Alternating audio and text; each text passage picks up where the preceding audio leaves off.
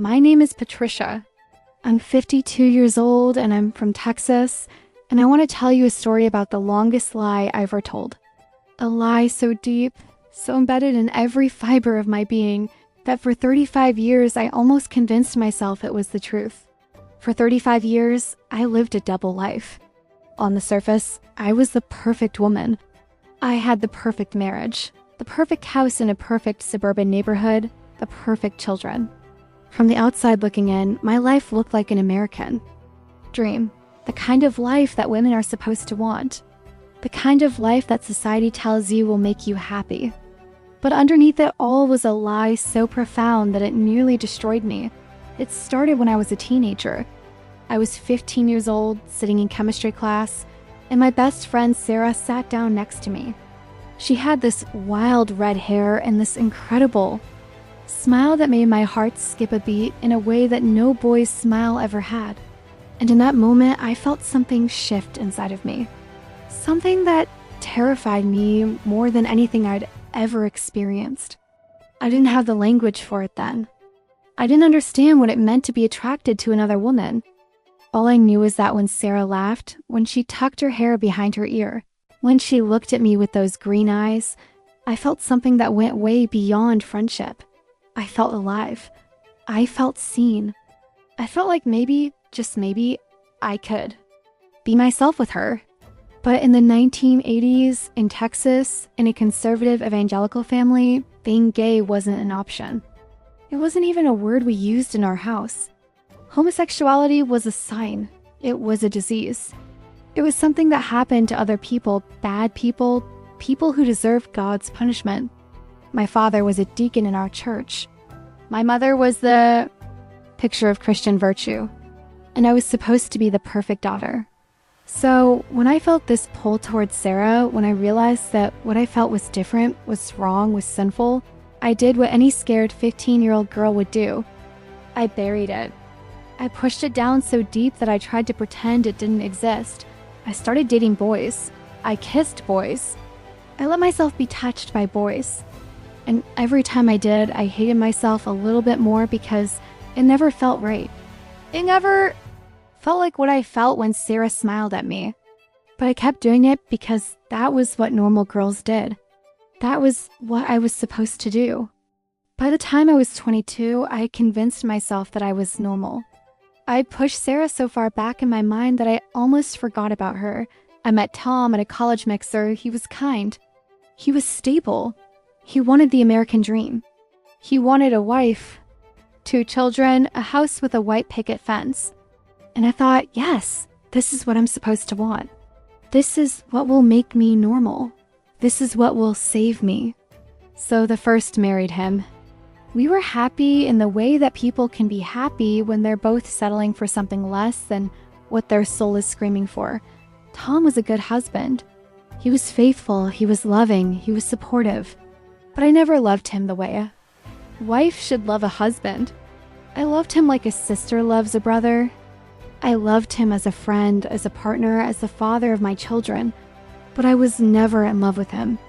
And the whole time, I was running from who I was. Running from the truth that had started in that chemistry class with Sarah. Running from the part of me that I had decided was broken, was sinful, was unlovable. I buried myself in motherhood. I threw myself into building the perfect home, raising the perfect children, being the perfect wife. I volunteered at church. I taught Sunday school. I smiled and nodded and pretended that everything was fine. And the person I really was, the person who loved women, the person who dreamed about a different kind of life, she disappeared. She became a ghost living in the body of a woman named Patricia who was supposed to be normal. But ghosts don't stay buried forever. When I turned 45, something inside me woke up. I didn't plan for it. I didn't expect it. I was living the life I had built. I had 2 teenage children, a stable marriage, a good house. By all accounts, I was successful. By all accounts, I had everything I was supposed to want. But I was dying inside. It was a slow death, the kind where you don't notice it happening until one day you wake up and realize that you can't remember the last time you felt anything real. The last time you felt joy. The last time you felt like yourself. Tom and I were living like roommates. We had separate bedrooms by that point, though we told people it was because of his snoring. We ate dinner together, but we didn't really talk. We lived in the same house, but we were completely alone. And I was so tired. I was tired of pretending. I was tired of smiling at church while my soul was screaming inside. I was tired of saying yes when I meant no. I was tired of being a wife to a man I didn't love in that way. I was tired of being a ghost, so I did something just for me. I signed up for a yoga class. It was supposed to be simple. A way to take care of my body, to reduce stress, to do something that was just mine. I didn't go to yoga to find myself. I didn't go to yoga expecting my entire world to change. I just wanted an hour a week where I didn't have to be perfect, where I didn't have to be anybody's wife or anybody's mother. The instructor's name was Emma. She was probably in her late 30s, with dark curly hair and this incredible energy that just filled the room. She was strong and confident and completely at ease in her own skin in a way I had never been. And the first time I saw her, something in me recognized something in her. Not because she looked like Sarah, but because she was alive in a way that I had never let myself be alive. I went back to that yoga class every Thursday night for 3 months. And every Thursday night, I told Tom I was going to yoga, which was true. But what I didn't tell him was that I was also going to feel Emma's hands adjust my posture, to hear her voice guide me through meditation, to spend an hour in a room with a woman who made me feel like maybe, just maybe, there was another version of my life that was possible. And then one Thursday night after class, Emma asked me to stay late to help her clean up the studio. My heart was pounding so hard I thought it would burst out of my chest. We were alone in that studio, and Emma looked at me with these eyes that seemed to see right through all of my pretense, all of my lies, all of the masks I'd been wearing for 45 years. And she said, "Patricia, you move like you're fighting yourself, like you're at war with your own body. What are you running from?" And I broke. I literally fell to the ground and I cried. I cried for every year I spent pretending. I cried for Sarah. I cried for the girl I used to be who knew who. She was before the world told her she was wrong. I cried for the life I could have lived if I'd been brave enough to be myself. And Emma held me. She just held me while I fell apart. When I finally looked up, Emma was crying too. And she said, "You don't have to pretend with me. You can just be whoever you are." And in that moment, I felt something shift inside of me that had been stuck for 35 years. It was like a door that had been locked my entire life suddenly opened and light came pouring in. And I realized that it was possible to live differently, that it was possible to be myself, that it was possible to love a woman openly and honestly, and not die from it. 3 weeks later, I told Tom the truth. I didn't plan what I was going to say. I didn't rehearse it. I just sat him down one evening after the kids were asleep and I said, "Tom, I can't do this anymore. I can't keep lying to you. I can't keep lying to myself. I'm in love with Emma. And more than that, I'm gay. I've always been gay. And I'm done pretending that I'm not." Tom's face went through every emotion all at once. Shock, confusion, hurt. And then something that surprised me, understanding. He said, "I know." I said, "What?" And he said, "Patricia, I've known for years. I've always known. I just kept hoping that someday you would figure out how to be happy with me. But I think I always knew that you couldn't because you were never happy with yourself." And that broke my heart in a completely different way. Because in trying to protect Tom from the truth, in trying to give him a normal life, I had actually robbed him of the chance to be with someone who could truly love him. Someone who could want him in the way that a partner should be wanted.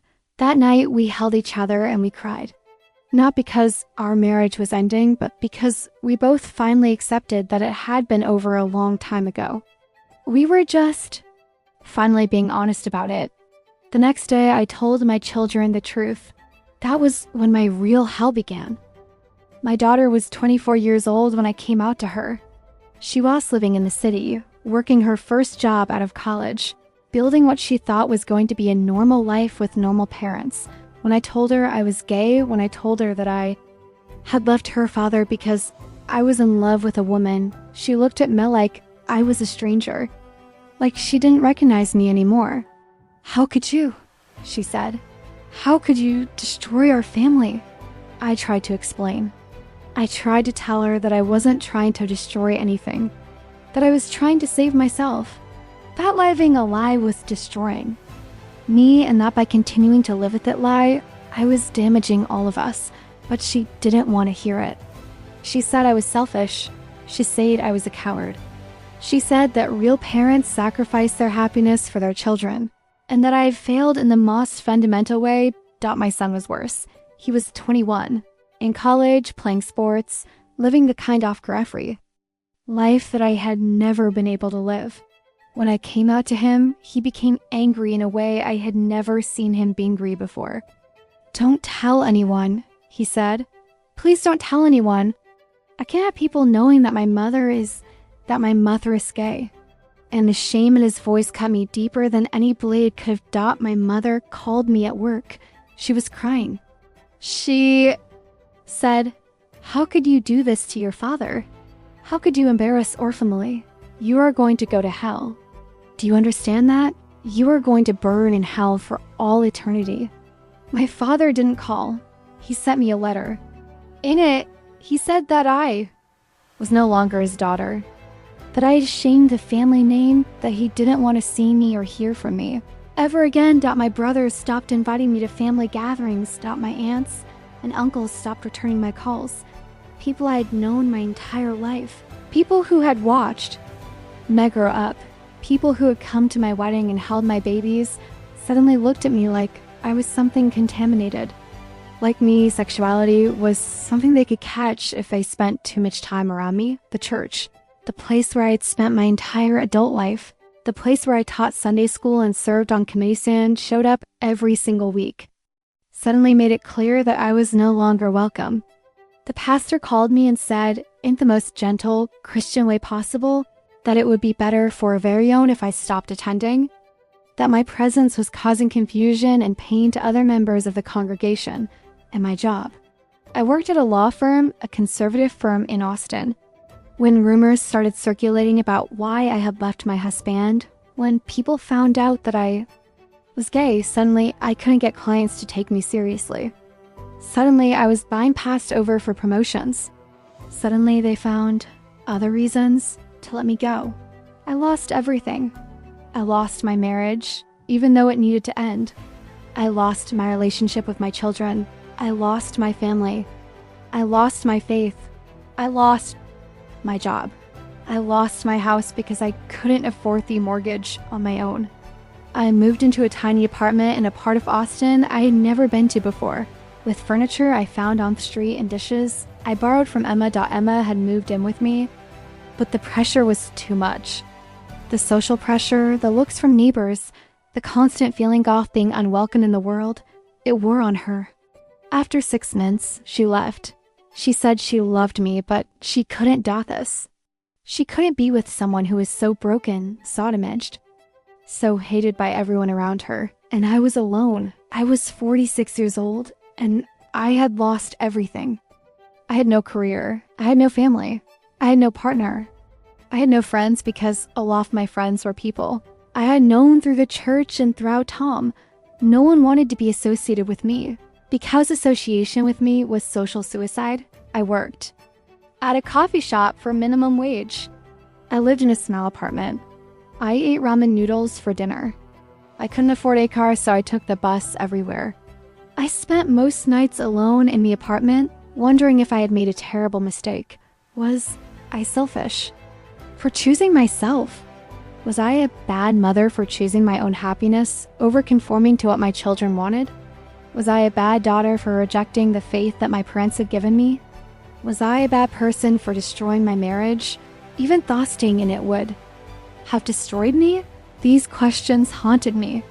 They still haunt me sometimes, but then one day, my daughter called. I didn't recognize her number at first because she had blocked him so long ago. When I answered, she didn't say hello. She just said, "Mom." And I said, "Yes. Oh my God, yes. I'm so sorry. I'm so sorry for her." And she said, "Don't apologize. I'm the one who's sorry." She had been in therapy. She'd been working through her anger and her shame and her fear that her mother being gay somehow made her gay too, or reflected something bad about her or her father or their family. And through therapy, she had come to understand that none of that was true. She said, "I realized that what you did wasn't selfish. What you did was brave. You gave up everything, literally everything, to be yourself. And I spent years hating you for it when I should have been proud of you for it." My son took longer. It took him 6 more years before he came around, but eventually he did. He called me one day and said, "Mom, I'm sorry. I was ashamed of you, but I shouldn't have been. You were being brave and I was being a coward." And that day, sitting in my small apartment, working a job that paid minimum wage, with almost nothing to my name, I realized that I had actually gained something that was worth infinitely more than anything I had lost. I had gained myself.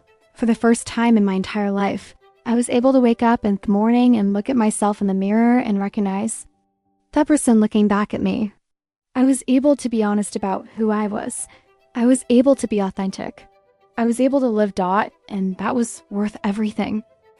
Today, I'm 52 years old, and I'm finally home. This is going to sound strange to some people, but I'm happier now, at 52, living a modest life, than I ever was in my big house with my perfect marriage and my picture-perfect family.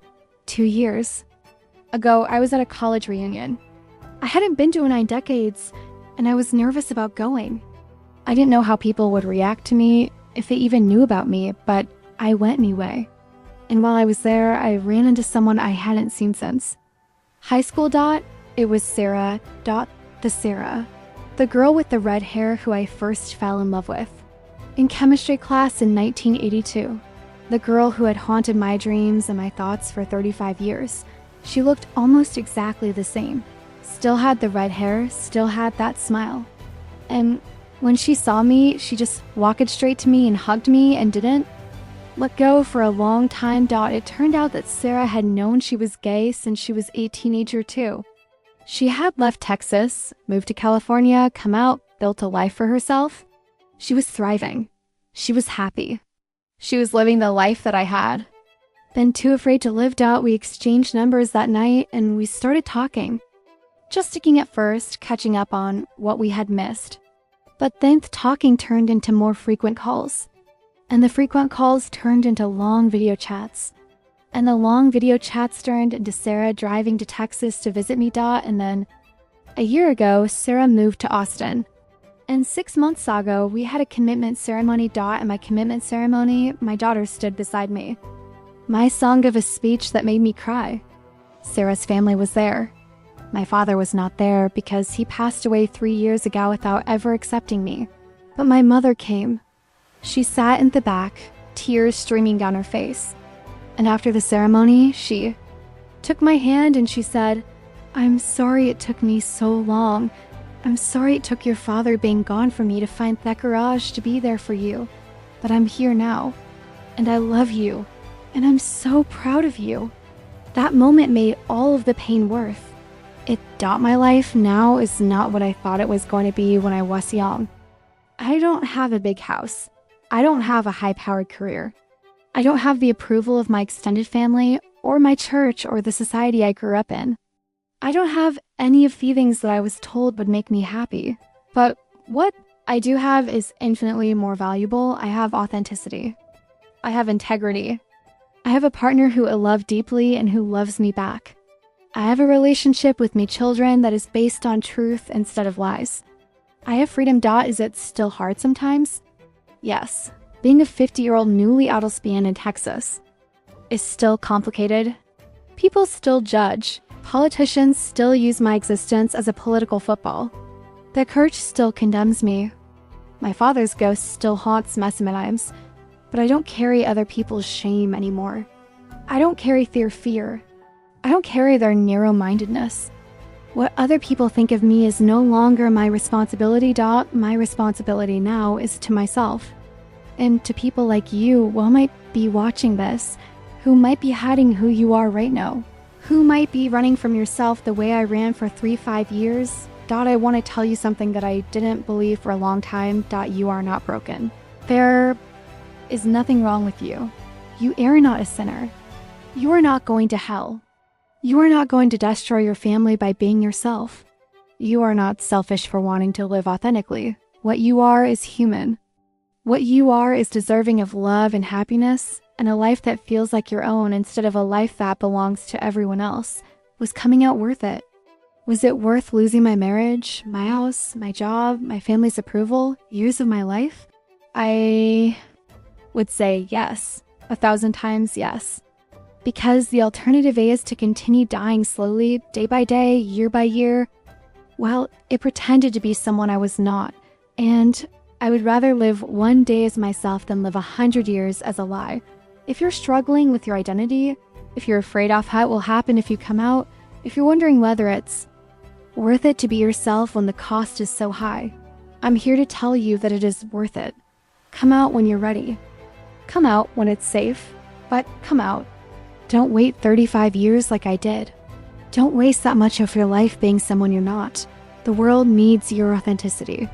The world needs your truth. The world needs you. I'm Patricia. I'm 52 years old. And I'm finally home. Thank you for listening to my story. If this resonated with you, please subscribe to this channel. Share your story in the comments if you feel comfortable doing so. And remember, you are not alone. There are millions of us out here living our truth, being ourselves, choosing authenticity over comfort, and that is a beautiful thing.